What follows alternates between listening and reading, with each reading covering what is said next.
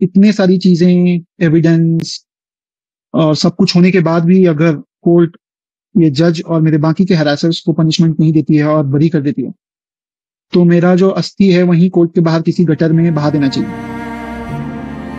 আর কিছু পরেই জীবন শেষ। তার আগে এই কথাগুলি লিখে রাখেন, ভিডিও করেন অতুল। কিছু কিছু কথা মৃত্যু আমাদের বিচলিত করে, অতুলের মৃত্যুও করেছে।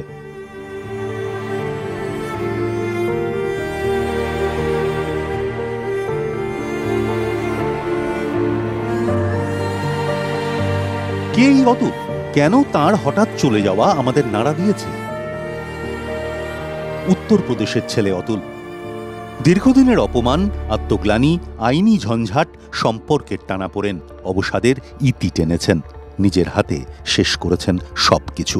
আত্মঘাতী হয়েছেন, রেখে গিয়েছেন কিছু গুরুত্বপূর্ণ প্রশ্ন। हमेशा हमेशा के लिए मैं ये अपना लेसन सीखता रहूं कि इस देश में क्या वैल्यू है एक लाइफ की, तो ये एक है। और जुडिशियरी से मेरी एक दरख्वास्त है कि मेरे माँ बाप और भाई को इन फॉल्स केसेस में और हरास नहीं किया जाए, इसे खारिज किया जाए। অতুলের বেঙ্গালুরুর ঘরে বড় বড় করে লেখা জাস্টিস ইজ ডিউ, বাংলায় অর্থ বিচার এখনো মেলেনি। অতুলের সুইসাইড নোটের শুরুতেও একই লাইন। অতুলের অভিযোগ স্ত্রী নিকিতা এবং তার পরিবারের বিরুদ্ধে। आसपास मेरी पत्नी या उसका परिवार की तरफ से कोई नहीं आना चाहिए। मेरा अस्थि विसर्जन तब तक नहीं होना चाहिए जब तक मेरे हरासर्स को पनिशमेंट नहीं मिलता। কি লেখা অতুলের নোটে? লিখেছেন, পারিবারিক আদালতের বিচারক অর্থের বিনিময়ে তাকে হেনস্থা করেছেন। অভিযোগ, বিষয়টি সামলে নেওয়ার জন্য অতুলের কাছে ৫ লক্ষ টাকা ঘুষেরও দাবি করেন বিচারক। অতুলের দাবি, আত্মহত্যা করতে উৎসাহ দিতেন স্ত্রী নিকিতা। ভরণ পোষণের জন্য অতুলের কাছে ৩ কোটি টাকা দাবি করেন স্ত্রী। এই মামলায় ৪০ বার বেঙ্গালুরু থেকে প্রায় ২০০০ কিলোমিটার দূরে উত্তরপ্রদেশের জৌনপুরের পারিবারিক আদালতে হাজিরা দিতে যেতে হয় অতুলকে। হেনস্থার শিকার হন অতুলের মা, বাবা, ভাই।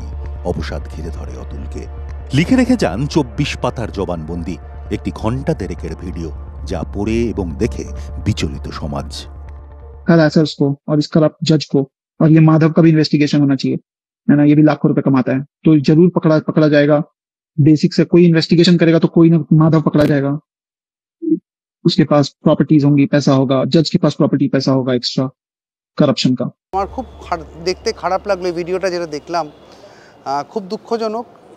ওনার আত্মার শান্তি কামনা করি, কিন্তু ওনার মৃত্যুর মাধ্যমে, ওনার মৃত্যুটা, ওনার যে হ্যারাসমেন্ট, এটা হয়তো উনি মৃত্যুর মাধ্যমে ওনারটা সামনে এসছে। কিন্তু এরকম প্রচুর মানুষ আমরা জানি, যেহেতু আমরা আইনজীবী, অনেক সময় তাদেরকে রিপ্রেজেন্ট করি, অনেক সময় তাদের উল্টো দিকেও দাঁড়াই, কিন্তু আমরা এটা বুঝতে পারি যে এই মানুষগুলো আলটিমেটলি প্রতিদিন প্রতিনিয়ত এনারা এই লড়াইটা, নিজের মানসিক দ্বন্দ্বটা চলছে। তো আমাদের বক্তব্য, দেখো, আমরা আইনজীবীরা আমাদের বক্তব্য আদালতের সামনে তুলে ধরা ছাড়া আমাদের তো কোনো রাস্তা নেই। আমরা তুলে ধরার চেষ্টা করি বা করব, এই অঙ্গীকারও করছি যে আরও করবো। এটা দেখার পরে তো আরও করব। অতুলের সংবাদ গিয়ে পৌঁছয় সংসদের অলিন্দে, সুপ্রিম कोर्टेर इजलासे। सारा देश जो है वो शौक में भी और शोक में भी है, क्योंकि एक बहुत ही नौजवान और उनका जो वीडियो है वो दिल दहला देने वाला है। करोड़ों का उन पे जो है वो और मांग हुई जा रही है, तो वो प्रेशर में आके वो लड़के ने ऐसा किया। 99% जो है मैरिजेस में पुरुषों का ही दोष होता है, इसीलिए ऐसी गलतियां भी हो जाती है। সুপ্রিম কোর্ট দেশের শীর্ষ আদালত। তার পর্যবেক্ষণ 498A ধারা প্রতিশোধ মেটানোর হাতিয়ার হয়ে দাঁড়িয়েছে।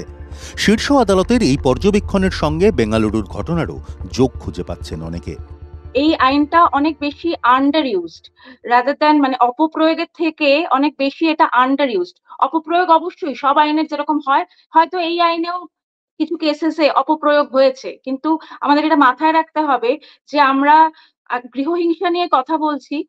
গৃহহিংসা একটা প্রচন্ড ট্যাবু বিষয়। সেই বিষয়ে সচরাচর মধ্যবিত্ত ভ্যালু সিস্টেম থেকে মানুষ কথাই বলতে চান না। তো সেইখানে কজন মানে স্ত্রী স্বামী নির্যাতন করলে সেটা গিয়ে থানায় যাওয়াটা একটা চরম স্টেপ। সেই স্টেপে পৌঁছন কজন? অর্থাৎ কিনা 498A থাকা সত্ত্বেও আমরা দেখেছি যে যথেষ্টভাবে এই ডোমেস্টিক ভায়োলেন্সের যে ক্রাইমটা সেটা অ্যাড্রেসড হচ্ছে না, সেটা হচ্ছে সচেতনতার অভাবে। শুধু একটা আইন করলে হয় না। বিচার পেতে মানুষের শেষ ভরসা আদালত, কিন্তু সেখানেও কি আছে? নারী পুরুষে ভেদাভেদ কি এড়ানো যাচ্ছে? সমাজে মহিলাদের অপরাধের ঘটনা প্রতিদিনই শিরোনামে। নারীর অধিকার, নারীর নিরাপত্তা সুনিশ্চিত করতে হবেই, আবার অতুলের মতো মানুষদেরও বিচার দিতে হবে। সমাজ মাধ্যমে তাই বুঝি ট্রেন্ডিং #Men2 বা জাস্টিস ফর অতুল সুভাষ। और सब कुछ होने के बाद भी अगर कोर्ट ये जज और मेरे बाकी के हरासर्स को पनिशमेंट नहीं देती है और बरी कर देती है, तो मेरा जो अस्थि है वहीं कोर्ट के बाहर किसी गटर में बहा देना चाहिए।